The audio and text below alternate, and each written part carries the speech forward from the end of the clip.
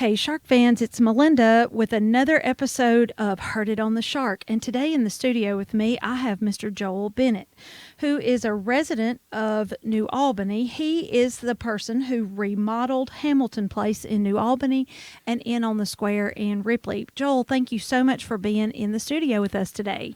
Thank you for having me, Melinda. It's a pleasure to be here and an honor to be here. So you remodeled what is now called Inn on the Square in 2006, and you remodeled what is now called Hamilton Place in New Albany in 2008. And I would like to talk to you today about the process that you went through to remodel those two buildings. Okay.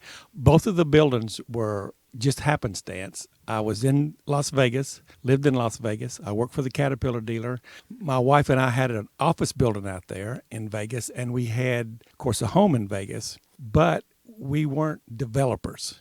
We had just bought some things, and they worked out, and we were lucky enough that they worked out.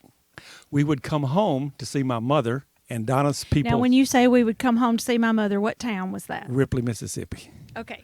So we would come home to see Mother, and one time we got here about 2006, and it was about 10:30 your time, but it was only 8:30 my time, and I couldn't sleep. So I got up, and I was driving around the county just to look, because I was born in New Albany. I lived in Blue Mountain until the third grade. Then we moved to Memphis. But coming back, my aunts here, my grandparents lived here. So I had many, many opportunities and hours of being with my grandparents in Ripley and Blue Mountain, Mississippi. So coming here to see my mom was still just like coming home, no matter. So I'm driving around, and I came to downtown, and I'm driving around the square, and it was sad. There wasn't many businesses open. There were just blank office spaces, and it was just sad. So that night, go back to Mom's, go to sleep, get up the next day, and I told Donna, my wife, I said, Donna, I want you to go downtown tomorrow with me. I want to show you an old building. There's an old building when I was a little bitty boy. I remember you could walk down the hallway and look up, and it had a big hole in the ceiling, and they had this huge block and tackle up there. And I want to show it to you because, Donna, if we wait too long, I don't think that building's going to be there anymore. And it's just sad to see what it is versus what it used to be. So the next day we get up, and it was called Joanne's Gifts. But that building was built in 1903. And it was built as Ripley Feed and Seed Store, and then it turned into Fingers Department Store. But when I was a little boy, you could look up through the floor because originally they would raise the hay and the seed up in the attic or the second floor. But when Don and I went there, they had floored that in, and you couldn't even see it. But the lady that owned it was nice enough to let us go up there because I wanted to show it to Donna. And we get up there, we walk to the middle of the building, and there is the coolest cupola, I think is the name of it. It's glass, but it's all rotten and glass broken. But I stood there under that cupola, and I looked in both directions, and I looked at Donna, and I said, Donna, because of this cupola, this could be the world's coolest apartment. It had floors that were heart pine floors. It had brick walls. They had plaster at that time falling down. But I just had this envision that this could be really, really cool. So I don't know to thank God or be mad at him. But anyway, we discussed it, and Don and I said, well, let's just get it. So we bought it. And the reason we bought it is because every time I would come home to visit Mom, or my brother would come up from Jackson to visit Mom, all we did is paint the bricks, paint the shed, stain the back porch, cut the grass. It was always work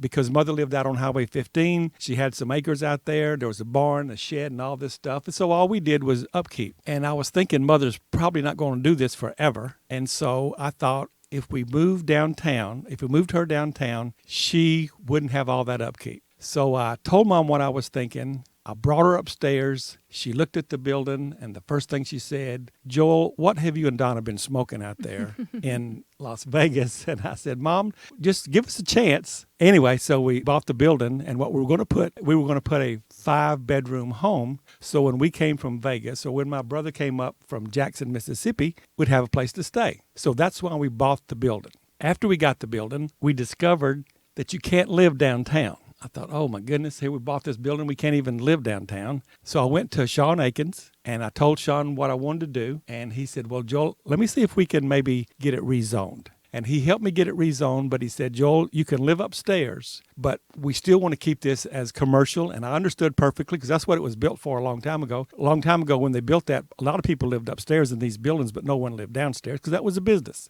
We understood that. So we now have a building, and Mother's going to live on the top. We got to put some kind of business on the bottom. We're flying back to Vegas, and I had this epiphany or whatever it is. And I said, Donna, why don't we just put a hotel in the bottom? Therefore, if we never rent a room, doesn't make a bit of difference because we complied with the law. It's a hotel. And when we come from Vegas or Mike comes up, we have a place to stay. She thought that was a pretty good idea. So we thought some more, and we called it Inn on the Square, which we thought was appropriate. What was cool or what was neat or what was funny or what was a blessing, we came home for about 3.5 years before we ever got to stay in our own hotel. Because it was that booked up. It was that booked up. That's fantastic. So Don and I stayed at the Best Western. That's where we stayed.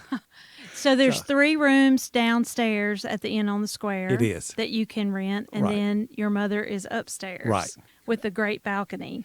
Yeah, she likes the balcony. All right, and in New Albany, you have even more space in Hamilton Place. Okay, how'd that happen? Don and I are leaving one day, and we're going to lunch, and we're going to Westside Barbecue in New Albany, which is out towards Oxford on Highway 30. But we're driving through town because after we bought this one, we started looking at little downtowns. We looked at Boonville, we looked at Pontotoc, all the little downtowns we'd always go through and look around. And we're going through New Albany, and there's this huge building, and it's got a for sale sign in front of it. And I said, oh, Donna, we got to look at this. And she says, no, because if we look at it, you'll want to buy it, and you're not even through with your mother's, so no. But I begged her and talked to her, and she let me look at it. So we go in the building. The gentleman that owned it came and met us after lunch, and we're walking through the building, and Melinda, in the back of this building, has got the coolest elevator in the whole wide world. The gears are 20 feet or 15 feet across. It's huge gears, old gears. Of course, it reminds me of Caterpillar gears. And we looked at it, and I thought, oh, we got to have this. So we bought it.